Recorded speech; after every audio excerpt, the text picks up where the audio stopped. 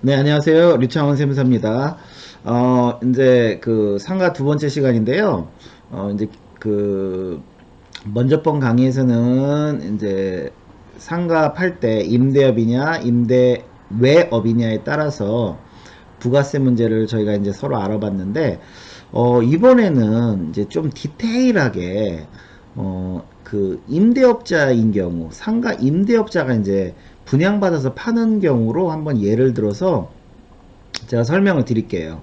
한번 이제 사례를 보시면 좀 이해하기 쉽습니다.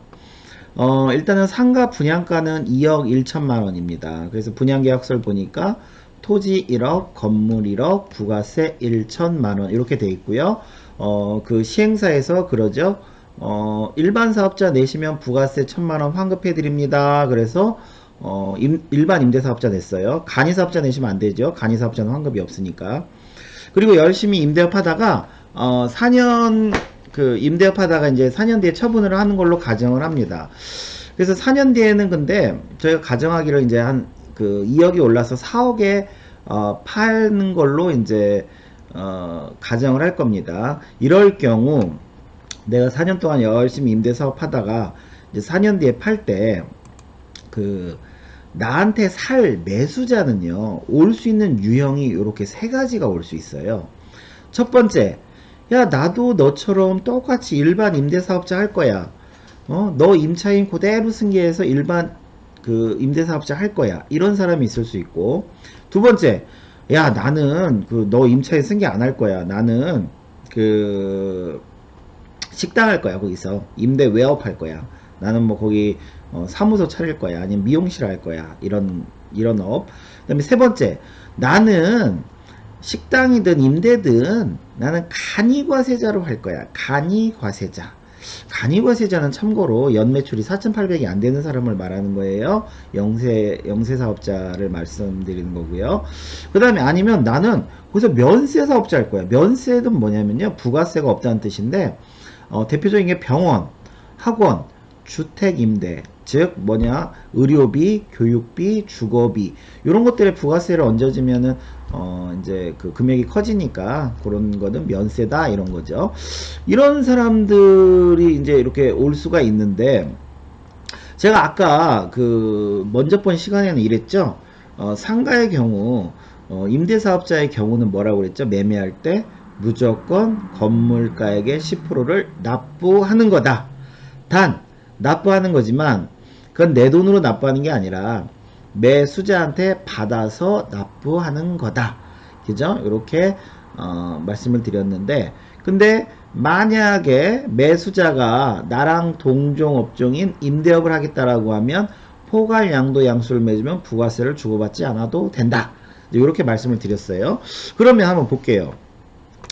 매수자 올 수 있는 사람이 그 마침 그 내 임차인을 그대로 승계하고 임대사업자를 하겠대요. 이 사람은. 그러면은 뭐죠? 나도 임대, 너도 임대, 나도 일반, 너도 일반. 그럼 우리는 포괄 양도 양수 계약을 맺으면 됩니다. 즉 부가세는 없는 걸로 하고, 토지 2억 건물 2억 해서 4억에 그냥 매매 계약을 체결하시면 돼요. 무슨 뭐 부가세 포함이니 별도니 뭐 이런 말 쓸 것도 없고요. 포괄 양도 양수 계약을 맺으면 이건 뭐 간단하게 넘어갈 수 있습니다. 그리고 이제 두 번째, 나는 거기서 식당을 할 거야. 이러면 이제 포괄 양수도가 안 됩니다. 이럴 경우는 제가 아까 말씀드렸듯이 어떻게 해야 돼요? 이때는 그 임대사업자가 부가세를 건물가액의 10%인 2천을 납부를 해야 됩니다. 근데 제가 아까도 그랬지만 요거는 받아서 내는 거라고 그랬죠. 매수자한테. 그래서 매수자한테 2천을 받아서 받고 나는 그걸로 납부를 하면 되고, 다만 2천만 원을 받았다는 증거로 세금 계산서를 매수자한테 발행해주면 매수자도 환급 받으면 돼요. 환급 받으면 뭐 서로 뭐 손해볼 거 없습니다. 나는 받아서 내고 그 사람은 되레 환급 받고 문제될 거 없어요. 근데 이제 가장 실무에서 문제가 되는 게 뭐냐면, 매수자가요, 간이과세자인 경우가 가장 문제입니다. 면세사업자랑요. 이런 사람 나타나면요, 이거는 이제 거래가 되기가 굉장히 어렵습니다. 이게 누군가 손해를 봐야 되기 때문에 그래요. 왜 어렵냐면, 요거 1번, 2번은 좀 전에 설명드린 거고요. 왜 간이과세자는 그 어렵냐면, 만약에 매수자가 간이 임대사업자를 낸다라고 가정을 할게요. 간이 임대사업자. 그러면 그 매도자가 일반 임대사업자고 매수자는 간이 임대사업자를 낼 예정이에요. 그러면 너도 임대? 너도 간이 집안 임대? 포괄량수도 아니야?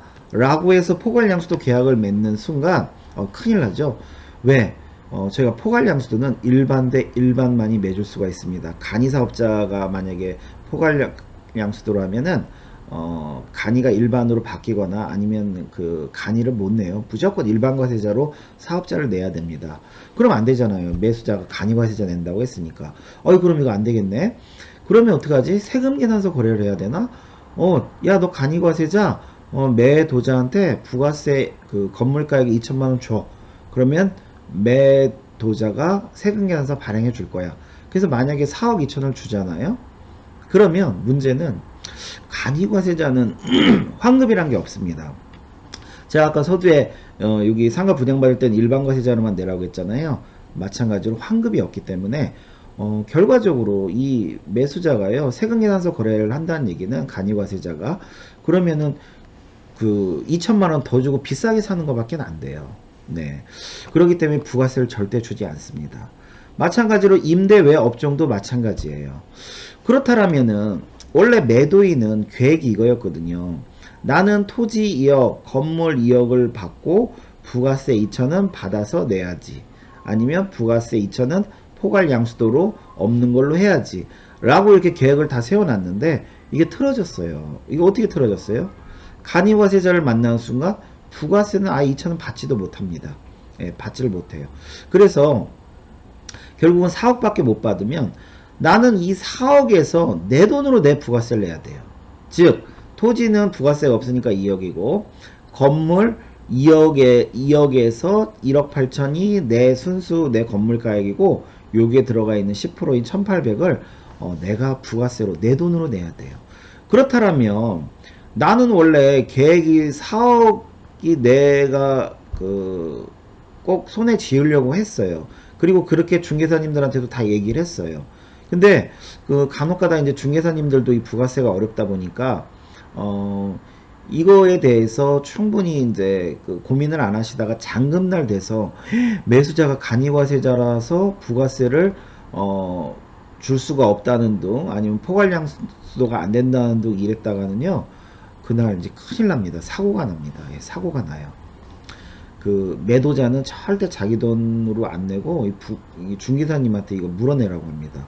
왜 그 계약일부터 지금까지 아무 얘기 없다가 이 잔금날 와서 잔금날 와가지고 이런 일이 벌어졌냐? 왜 잔금날 와서 왜 그 부가세를 내 돈으로 내라고 하냐? 이런 식으로 우리 공인중개사님들한테 따지는 경우들이 있어요. 그래서 우리 이제 건물주 입장에서는 동종 업종이면 가장 좋고 타 업종이면은 세금 계산서를 주고받으면 가장 깔끔한데 가장 문제는 간이과세자들 이 면세 사업자들이 나타났을 때가 가장 문제입니다. 그래서 이런 경우는 건물주가 됐건 공인중개사님이 됐건 이런 경우는 계약할 단계부터 잘 짚어야 됩니다. 만약에 우리 지금 그 공인중개사님께서 이거를 중개하는 내용이라면 이렇게 하셔야 돼요. 계약할 때 매수자한테 사장님 뭐 하실 건가요? 그래서 저 임대할 건데요. 그럼 일반으로 하실 건가요? 간이로 하실 건가요? 저 일반으로 할 건데요. 그럼 잘 되셨네요. 매도자도 일반 임대고 사장님도 일반 임대하실 거기 때문에 서로 포괄 양도 양수만 맺으면 부가세 서로 주고받지 않아도 되고 깔끔합니다. 뭐 깔끔하게 정리됩니다. 이렇게 설명을 하셔야 되고 사장님 뭐 하실 건가요? 그래서 만약에 나는 거기서 식당을 할 건데 그럼 일반으로 하실 건가요? 간이로 하실 건가요? 난 일반 사업자로 식당을 할 건데요. 그러면 사장님 그 매도자가 지금 일반 임대사업자라 사장님이랑 업종이 틀리기 때문에 포괄량도 양수는 안 되고요. 지금 건물가액에 2천만원 부가세가 있습니다. 요거를 사장님이 매도자한테 주시면 매도자가 세금계산서 발행을 하면 그걸 가지고 환급을 받으시면 돼요. 사장님은 2천 주고 그냥 돌려받으시는 거예요. 우리가 상가 분양받을 때처럼. 그러니까 절대 손해보는 거 아닙니다. 라고 매수자한테 설명을 하면 충분히 거래가 되는 거고요. 그 다음에 마지막으로 사장님 뭐 하실 건가요? 저 간이과세자로 뭐 할 건데요? 저 뭐 간이과세자로 임대할 건데요? 간이과세자로 식당 할 건데요? 저 면세사업자 할 건데요? 이제 이런 얘기가 나오면 이제 매수자랑은 할 얘기가 사실은 없습니다. 이때는 매도자한테 찾아가셔야 돼요. 매도자분한테 아니면 매도자분께서 그, 이걸 인지하셔야 됩니다. 중개사님이라면 사장님 저희가 지금 4억을 매매가액으로 하고 부가세 2천을 받아서 내려고 지금 계획을 하고 있었는데 매수자가 간이과세자 또는 면세사업자가 지금 하겠다고 합니다. 그렇다라는 얘기는 무슨 얘기냐면 이 사람 부가세를 절대 안 줍니다. 예, 절대 안 줘요. 그러면 4억밖에 안 줍니다. 4억밖에. 그러면 우리가 3억 8천은 우리 손에 쥐지만 1800 우리 돈으로 부가세를 내야 돼요, 사장님. 그래서 이거 그래도 요즘 경기도 안 좋고 그래서 오랜만에 나타난 매수 작자인데 이렇게라도 진행을 하시겠습니까? 라고 매도자분을 우리 중개사님들 같은 경우는 설득을 시켜야 됩니다. 그래서 중개사님이 그 매도자가 오랜만에 나타난 그 매수자니까 그럼 이렇게라도 해야지 라고 하면 아주 좋고요. 나는 4억 꼭 받아야 돼. 난 4억 받지 않으면 이 거래 못해 라고 한다라면 우리 중개사님들 입장에서는 그래야겠죠. 그러면 매수자랑 우리 사장님, 매도자인 사장님이 세금도 많이 나오고 2차저차 해서 좀 금액을 조금 더 제가 조정을 해 보겠습니다. 근데 금액을 조정을 한다고 했는데 이게 조정이 안 되면 우리 사장님도 요거 그냥 포기하셔야 된다고 매도자를 설득하셔야 돼요. 그렇지 않으면은 이거는 거의 매수자가 간이과세자나 면세사업자 나오면 거의 거래가 깨지기가 쉽습니다. 이거는 실무에서 잔금날 굉장히 많이 벌어지는 일이기 때문에 우리 중개사님이건 아니면 매도분이시건 이건 꼭 주의하셔야 됩니다. 근데 중개사님이건 매도분이건 이제 매수자가 간이과세자가 나와서 이제 부가세를 안 주는 것까지는 이해를 했어요. 그래서 이렇게 설명 다 했어요. 설명 다 하고 나니까 이 거래가 맨날 깨지는 거예요. 맨날. 그럼 무슨 방법이 없냐. 간이과세자라도 또는 면세사업자라도 이 상가를 팔 수 있는 방법이 없느냐 라고 이제 질문들을 많이 하세요. 근데 이제 이 사람들이 간이나 면세를 계속 주장하시면 방법은 사실상 없는데 몇 가지 경우에 따라서는 이 간이과세자나 면세사업자들을 좀 설득을 하면 그래도 거래를 성사시킬 수가 있습니다. 그래서 그 부분은 제가 다음 시간에 다시 또 자세하게 한번 설명을 드리고요.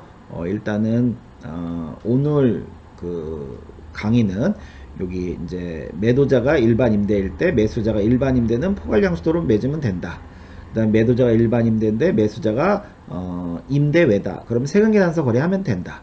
그 다음에 마지막 세 번째, 매수자가 간이과세자나 면세사업자가 나타나면 거래가 어렵다.